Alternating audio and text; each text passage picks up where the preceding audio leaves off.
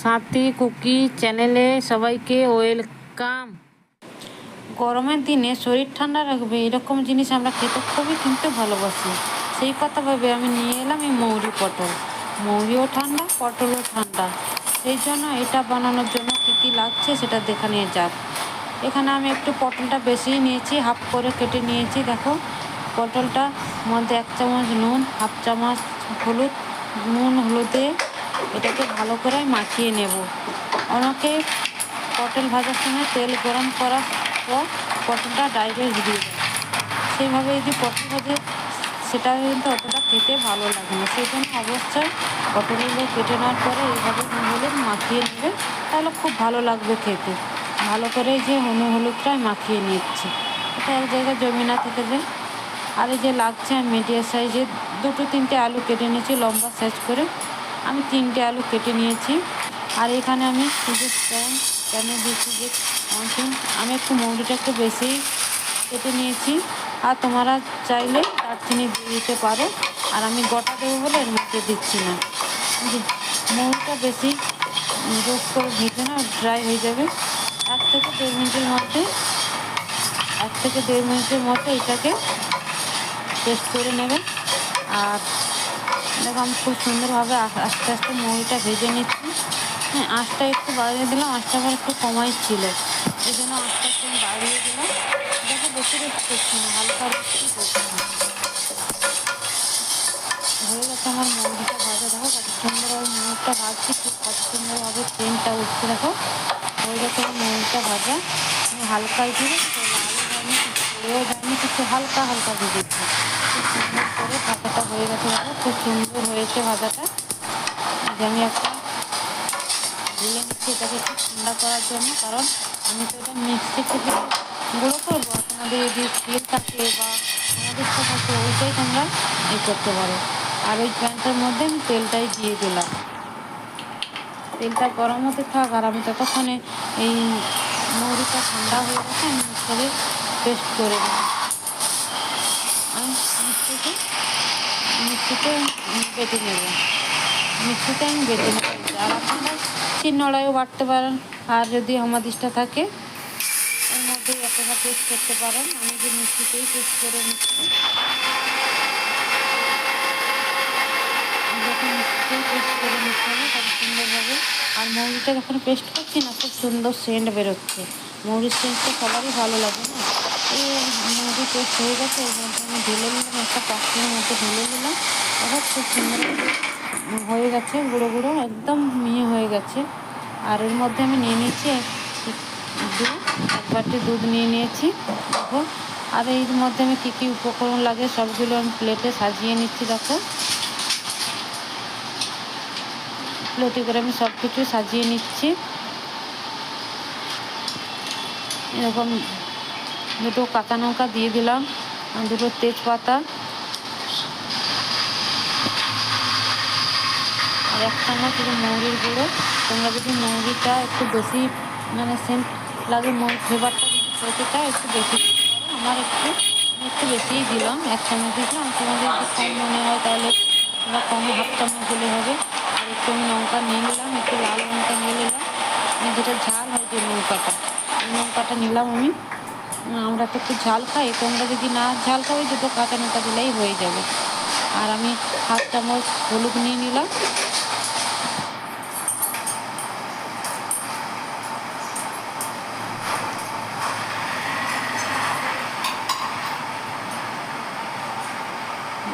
Half চামচ আদা বাটা নিয়ে নিলাম।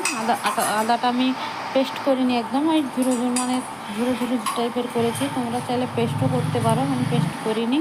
কিন্তু এরকম দিলে রান্নাটা খুব স্বাদ লাগে খেতে। এইরকম দিলে আমি তো সবসময় এরকম দিই। আর 1 চামচ আমি চিনি নিয়ে নিয়েছি। তোমাদের যদি মনে হয় চিনিটা লাগবে দিতে পারো, নাও দিতে পারো, কিন্তু চিনি দিলে তরকারিটার টেস্টটা ভালোই আসে। এখানে আমি 1 চামচ একটু চিনি নিয়ে নিয়েছি, লবণ নিয়ে নিয়েছি আমি 1 চামচের মতো। তোমাদের পরিমাণ মতো তোমরা নিও। আর একটু চিনি দিলে একটু তরকারিটা ফ্লেভারটা বেশ ভালোই লাগে। আর আমি যে গোটা দারচিনি নিয়ে নিলাম, তোমরা যদি দারচিনি পেস্ট করে খেতে চাও তাহলে ওই তো মৌরি যখন মিক্সিতে করবে, গুঁড়ো করবে মৌরিটা, তার সাথে তুমি দারচিনি দিয়ে দিতে পারো। দারচিনি আমি যে 4টে এলাচ নিলাম, এলাচটা আমি থেতো করে নিয়েছি অবশ্যই, কারণ তেলে দিলে যেদিন তেলে দিলে এলাচটা ফেটে যায়, ওই জন্য আমি এলাচটা থেতো করে নিয়েছি। আর 4টে লবঙ্গ নিয়েছি, 4টে এলাচ আর 4টে লবঙ্গ নিয়েছি ওর মধ্যে। আর এধারে নিয়ে নিয়েছি আমি যে কাশ্মীরি লঙ্কা, তরকারির কালারটা আনার জন্য কাশ্মীরি লঙ্কা নিয়ে নিয়েছি ওর মধ্যে। আর এবার দিয়ে দিলাম একটু 1 চামচ জিরে গুঁড়ো। সব কিছু আমি রেডি করে নিলাম। এরপরে এই একটা এর মধ্যে আমি রান্না করার জন্য একটা পাত্র নিয়ে নিলাম। ওর মধ্যে যে আমি অবশ্যই সরষের তেলেই ইউজ করি যে ওইটা। আর আমার গ্যাসের আওয়াজটা আছে মিডিয়াম আছে। এই রান্নাটা আমি করতে বসে সরষের তেলে, তোমরা চাইলে সব তেলেও করতে পারো। আর এই জন্য আমার আঁচটা মিডিয়াম করে রয়েছে। এবার আমাকে ভালো করে নাড়াচাড়া করে এই মশলাটা মধ্যে ভালো করে মাছটা নুন হলুদ মাখিয়ে নিলে পটলটা খুব তাড়াতাড়ি ভাজাও হয়ে যায়। নুন হলুদ মাখালে পটলটা খুব তাড়াতাড়ি একটু ভাজাও হয়ে যায়। খুব সুন্দর। দেখো আমি পটলগুলোকে সব একদিকে করে দিচ্ছি যাতে একদিকে হয়ে যায় বলে, আঁচটা একদিকে লেগে যাবে, ওই জন্য আমি সবগুলো একদিকেই করে দিচ্ছি। খুব সুন্দর করে করলাম।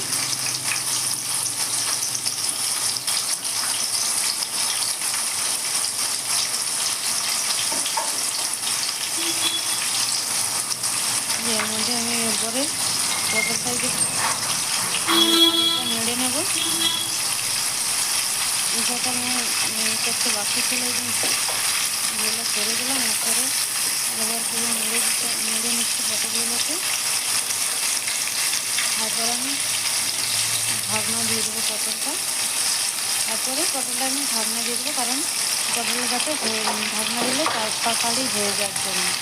ওই জন্য ঢাকনা দিয়েছিলাম। মাঝে একবার খুলেও নাড়লাম, আবার ঢাকনাটা দিয়ে দিলাম, বুঝেছো। এরপরে মাঝে মাঝে খুলেছিলাম, এবার নাড়িয়েও দিয়েছিলাম। এত হয়ে গেল। এই যে পটলটা আমার ভাজা হয়ে এসছে, আর একটু মানে বাকি একটু লাল লাল হয়ে গেছে।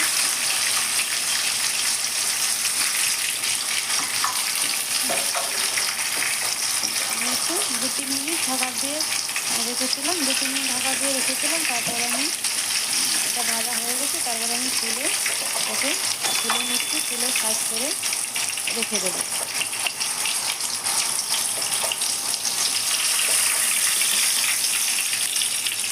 তুলে নিচ্ছি। বাকি রান্নাটা আমি এই তেলেই করে নেব। আমি অবশ্যই সরষের তেলই ইউজ করছি, তোমরা চাইলে সাদা তেলও ইউজ করতে পারো। এর মধ্যে আলুটা আমি একটু ভেজে নেব। আলুটাকে তেলে ভেজে নিলে বেশ সুবিধা হয়। আর আলুটা একটু বেশ খুব নরম হয়ে যায়, আর খেতে খুবই ভালো লাগে। আলু একটু তেলে ভেজে নিলে একটু খুব ভালো লাগে। যে আলুটা ঢাকা দিয়ে দিলাম। আর এই সময় কিন্তু আলুতে আমি নুন দিইনি, কারণ এই সময় আলুটা থেকে জল থাকতে পারে। আর দেখুন আমার খুব একটু লাল লাল আমার ভাজা হয়ে গেছে। আমার একটু বেশি বেশি লাল করে নিয়েছি আমি, কারণ আমি একটু আলুটা বেশি লাল লাল করে ভাজি। আর এরপরে তেল থেকে আলুগুলো তুলে নিলাম। তারপরে ওই তেলটাই আমি আবার রান্না শুরু করব। ওই তেলটাই আমার আর তেল লাগবে না। এরপরে দিয়ে দিলাম যে একটা কাঁচা লঙ্কাটা একটু ভালো করে ভাজবে, যেন গন্ধ বেরোয়। কাঁচা লঙ্কা একটু তেলে ভাজলে একটা গন্ধ বেরোয় না, যেন কাঁচা লঙ্কাটা ভালো করে নাড়াচাড়া করে নিলাম। কত সুন্দর ফুটতে একটু কাঁচা লঙ্কাটা খেয়ে খুব ভালো লাগে। এরপরে আমি দুটো ওই যে গোটা এলাচ, দারচিনি আর লবঙ্গ দিয়ে দিলাম। ওর মধ্যে আমি গোটা দেবো বলেই বলেছিলাম, এই জন্য গোটা আমি দিয়ে দিলাম। এরপরে তেজপাতা দুটো দিয়ে দিলাম। একটু ভালো করে নাড়াচাড়া করে নেব।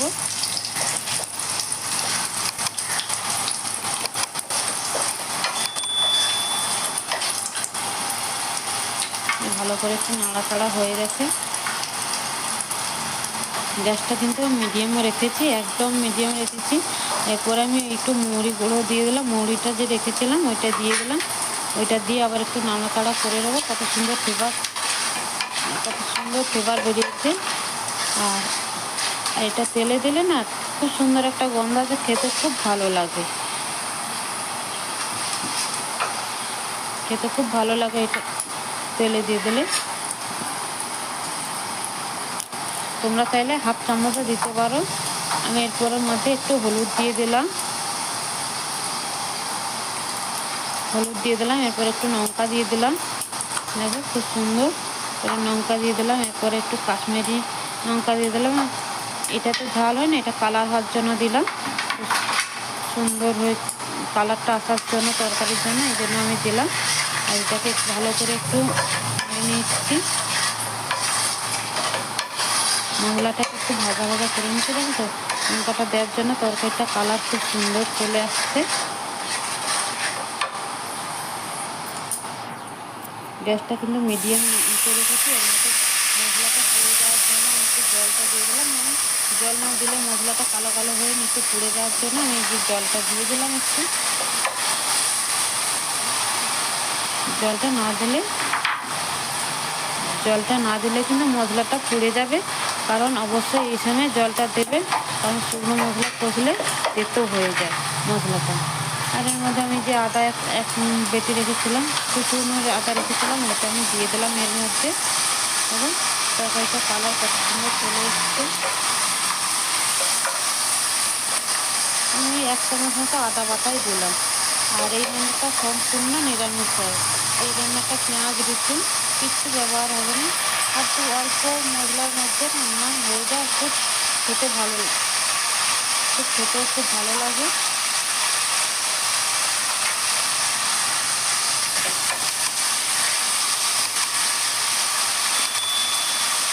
একটু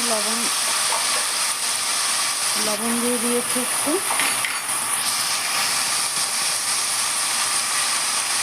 চিনিও দিয়ে দিলাম। আমি দেখেছিলাম 1 চামচ করে বার করে আমি ওইটা দিয়ে দিলাম। মশলাটা আমার অনেকটা হয়ে যাচ্ছে গেছে, সেখানে তোমরা তোমার পরিমাণ মতো নিয়ে নিই। আমি আবার পরিমাণ মতো দিয়ে দিয়েছি। আমি ওই 1 চামচ চিনি দিয়েছি, তোমাদের মতো তোমরা দিন। আর চিনিটা দিলে সব থেকে ব্যালেন্সটা খুব সুবিধা হয়, আর টেস্টটাও খুব ভালোই হয়। আর আমার একটু খেতে হয় যে আমি একটু চিনি দিই। আর যাদের পছন্দ তারা চিনিটা অ্যাভয়েড করতে পারেন। আর এই দেখো সুন্দরভাবে মশলা থেকে রঙটা বেরিয়ে গেছে। আমি ঢাকা দিয়ে রেখেছিলাম, একটু সুন্দরভাবে কষানো আমার হয়ে গেছে। দেখো কত সুন্দর তেল ছাড়ানো হয়ে গেছে। আমি 1 থেকে 1.5 মিনিট ঢাকা দিয়ে রেখেছিলাম। কত সুন্দরভাবে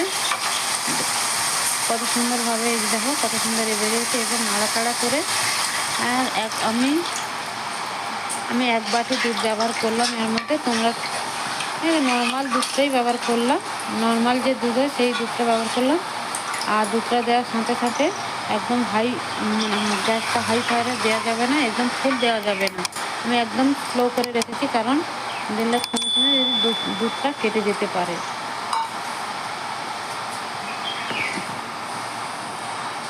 আর এই সময় ঢেকে দেওয়া যাবে না, এই সময় অনেক সময় দুধও কেটে যায়। এই জন্য খোলা অবস্থায় দুধটাকে ফুটতে দিতে হবে। দেখো দুধটা আমার ফুটে গেছে, দেখো কত সুন্দর ফুটেছে। সেই সময় এই যে আলু আর পটলগুলো আমি দিয়ে দিচ্ছি, যাতে একসাথে খুব সুন্দরভাবে ফুটে যায়। দেখো কত সুন্দরভাবে ফুটে যাচ্ছে। আমি এই যে দিয়ে দিলাম। এই দুধের সাথে পটল আর আলুটাকে ভালো করে সিদ্ধ করে নিতে হবে, তার জন্য আমি ঢাকা দিয়ে দিলাম, যাতে বেশ ভালো করে এতে সিদ্ধ হয়ে যায়। যাতে এটা লো ফ্লেমে রেখেছি, যাতে এরা ধীরে ধীরে সিদ্ধ হয়। লো ফ্লেমে আমি রেখেছিলাম 6 থেকে 7 মিনিট রেখেছিলাম। আর এইদিকে আমি এই যে পটল আর আলু যখন ভালোভাবে সিদ্ধ হয়ে যাবে, তখন এই রান্নাটা সেদ্ধ হয়ে যাবে। কিন্তু এই রান্নাটা শেষ যেটা আকর্ষণীয়, সেটা কিন্তু দিতেই হবে।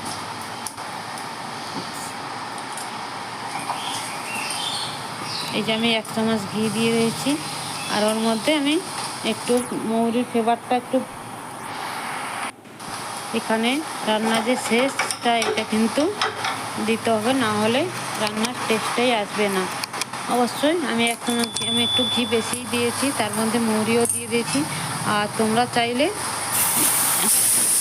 করতেও পারো। আর আমরা যদি মৌরির ফ্লেভারটা স্ট্রং চাও তাহলে আমার মতো একটু বেশি দিতে পারো, যদি কম চাও তাহলে আধা চামচ দিতে পারো। আর এই যে আমার হয়ে গেছে, এবার নাড়াচাড়া হয়ে গেছে। খুব সুন্দর গন্ধ, দেখো গন্ধটা খুব সুন্দর লাগছে। ঘি